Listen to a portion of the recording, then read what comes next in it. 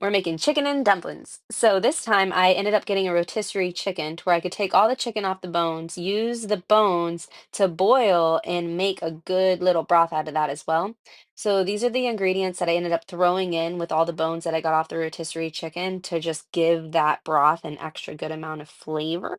So make sure you are seasoning your bone broth to where while it's cooking, it's got tons of yummy flavor inside of it.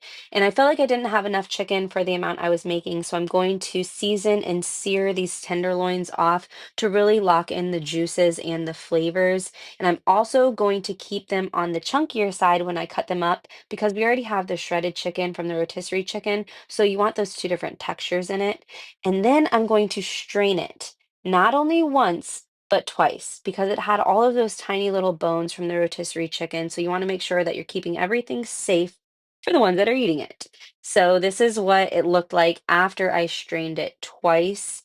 So you can really tell that like there was still a lot of stuff in there, right? So we're gonna set that bone broth aside. You tracking? We're gonna set that bone broth aside and we're going to sweat our vegetables. If you use mushrooms, which I didn't have and I love to use, you're gonna want to put those in first because they have the most water that retain them.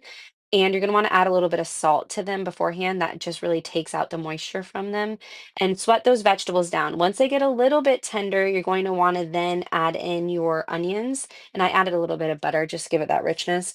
But add in your onions until they're translucent and then add in your garlic because it can burn pretty fast. So from there, I quickly added in my chicken just to crisp it up a little bit, but not burn that garlic. And once that all looks good, it doesn't take long from this point, then you're going to pour in that bone broth that you had set aside. Look at how yummy that looks. Oh my God. I also added in cream of chicken. Now, usually I would add in cream of mushroom if I'm adding in mushrooms. I know a lot of people hate it. You can skip that step, but I like it.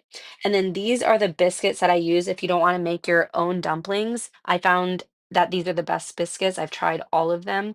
But yeah, and then from here, you're going to just add those in and lightly push them down as you're adding them in. You don't want to break the biscuits.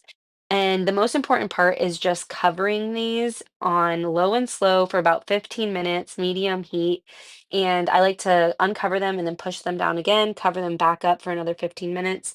Now, my mom wanted it on the thicker side. I would normally stop here, but she wanted it on the thicker side, so I made it for her. So, we got to make it how she wants it. So we added in that heavy whipping cream and bada bing, bada boom. Look at how juicy and yummy this looks. Like, oh my God. Hey, let me know if you try this or if you have any tips and tricks I can use next time.